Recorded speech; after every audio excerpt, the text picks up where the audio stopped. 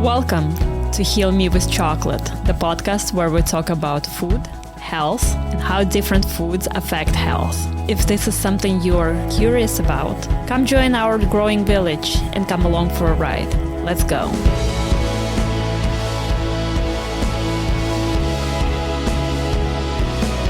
Today, we're gonna talk about big candy, the hidden sugars, the ultra-processed ingredients, and the tricks they make to keep you hooked. If you ever wondered what really goes on in your chocolate bar, we're gonna talk about this today.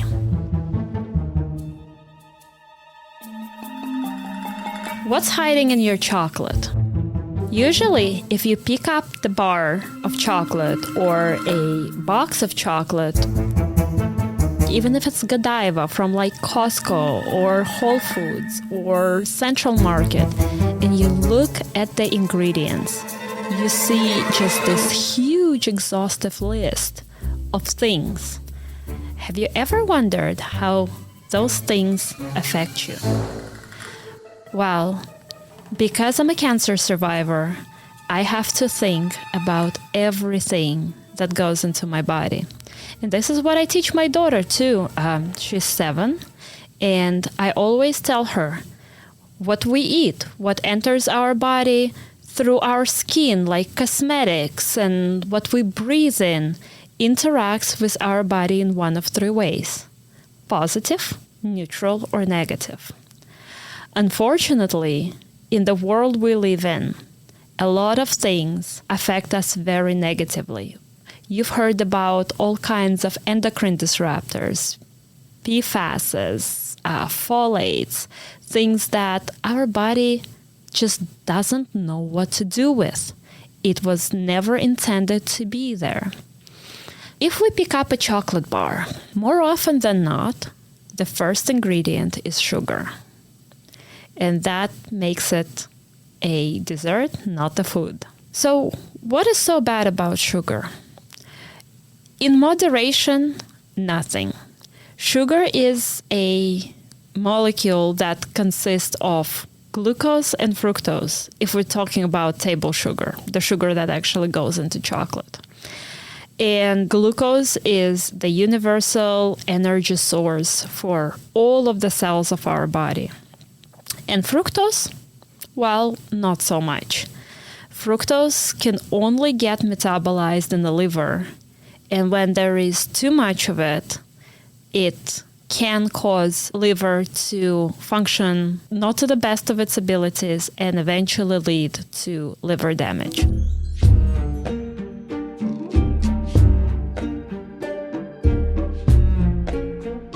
So how did the chocolate went from the health food and food of gods in Mayan and Aztec time to a completely unhealthy indulgence that we have in our society?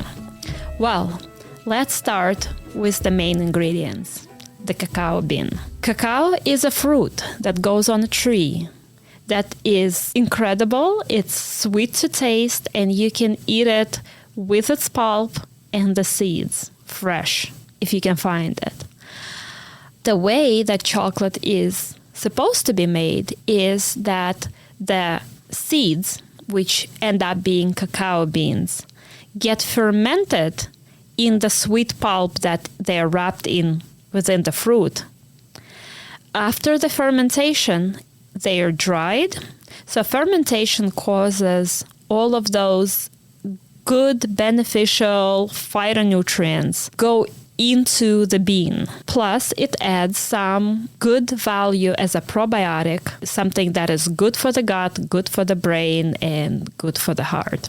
So, after the fermentation and drying process, the cacao beans are usually roasted, shelled from the skins, and then it can be turned into the cacao liquor that gets crafted into the chocolate. At least this is how it was done in the ancient times, and still being done in remote villages that still create medicinal chocolate. So what happens in the big candy business? None of that. So in the big candy business, the most valuable part of the chocolate is the cacao butter. And they're the fact right. Cacao butter is the most important part of the chocolate because, like in any plant, the most valuable medicinal components are fat soluble. So people who take turmeric, for example, and chase it with water have no effect on it because it's actually the fat that delivers those beneficial molecules to our cells. It's the same in the chocolate. So in the chocolate, all of the anti-inflammatory, nootropics, antioxidants, and all of those other components, they are suspended in cacao butter. So cacao butter, justifiably, is the most expensive part of the chocolate. And the big candy knows that. So what they do, the very first thing, is they squeeze the cacao butter out of the cacao beans and they sell it to the pharma and cosmetic industry. You know those creams for your hands or your face that you buy and it has cacao butter and it smells so good? Well, that is the cacao butter that came from the beans that were supposed to be your chocolate. So what's left?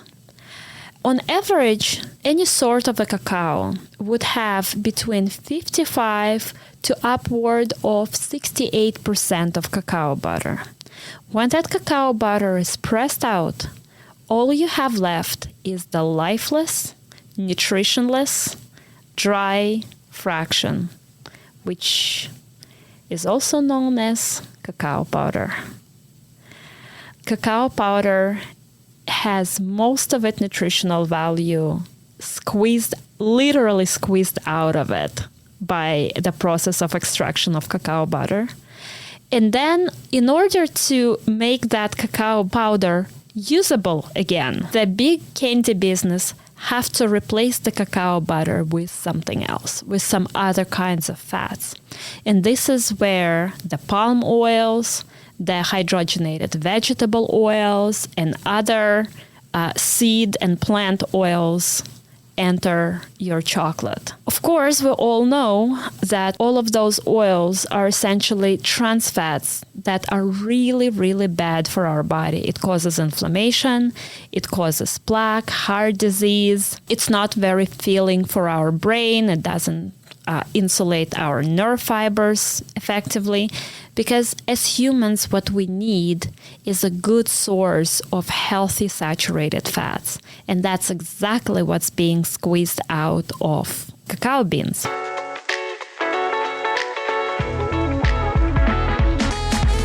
Saturated fats is anything that is solid naturally at room temperature. If the oil is liquid at room temperature, by definition, it's unsaturated.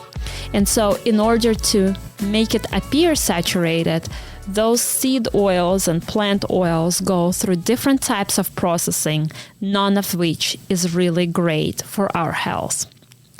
But also because those are not native oils from the cacao plant and they have different density, if they just put that together with cacao powder, it would very easily dissociate by its weight into different fractions. So ultra-processed food industry and big candy put other chemicals there, like lecithins, which they called an emulsifiers. And what emulsifiers do is they keep all of those different density fractions suspended so they don't separate. But in reality, what do they do to our body, those emulsifiers? Those emulsifiers are really a detergent. And it's a very easy, fun experiment to do if you have some soy or sunflower lecithin in your kitchen for some recipes, and you put it in a bottle of water, just a drop, and you shake it up, and you see what happens. It's gonna soap up, and that soap is gonna stay there for a good amount of time. And so you can probably imagine that those lecithins that are in your chocolate would do the same to your gut as the detergent would do to your clothes in the washing machine. And when we're talking about all of these epidemics of GI tract disorders and IBDs and SIBOs and things like that, nobody thinks about that there is a single layer of cells that separate the gut bacteria that's supposed to be inside the gut from where it's not supposed to go outside the gut and cause all of those allergies and other GI diseases. And it's so easy to dissolve that single layer of cells by continuously eating things that contains lecithins and contains hydrogenated vegetable oils that cause the inflammation.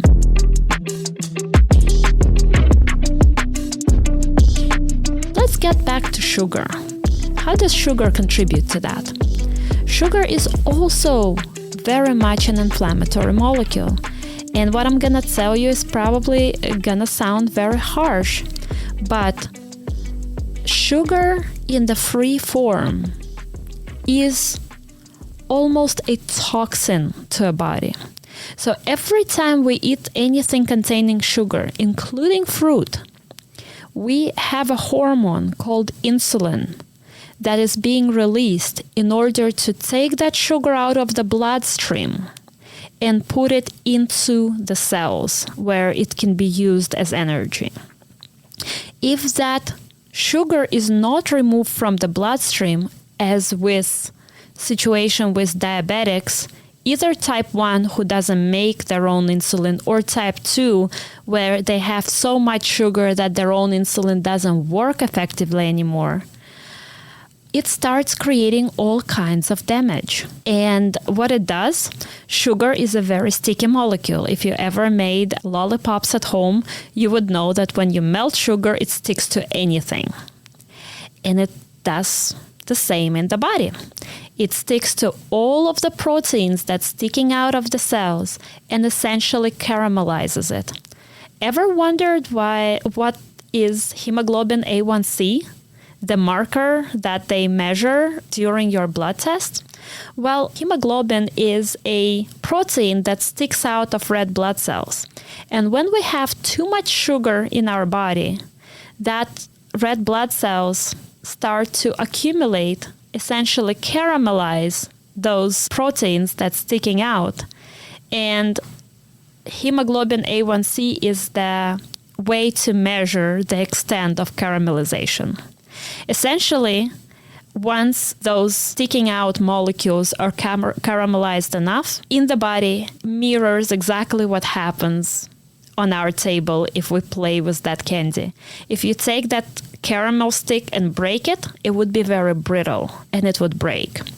And it would be the same in the body. So all of those receptors, all of those proteins that stick out, that's being exposed to constant assaults of sugar, they become very brittle and they become dysfunctional. And this is where diabetics lose the sensitivity in their extremities because we don't have major blood vessels there, usually just a capillary exchange. And some of those capillaries that feed the tips of our fingers and toes are a single cell layer wide.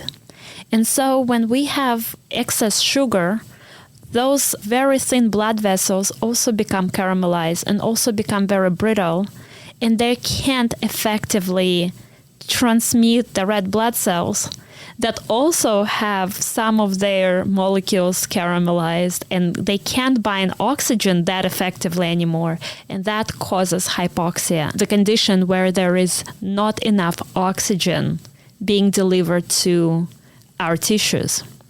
That also happens to the brain that has a capillary net. And so this is where people tell me all the time, when I eat your chocolate, I don't get the symptoms that I usually have when I eat regular candy. And they tell me that they don't have brain fog, They don't have tingling sensations in the extremities. They don't have vertigo. And those people who are usually diabetic.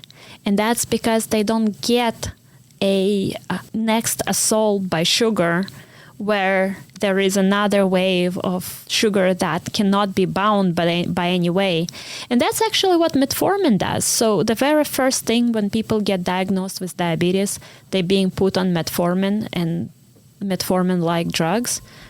How do they work? Well, they work by forcing cells to open up and uptake that sugar that's in the bloodstream.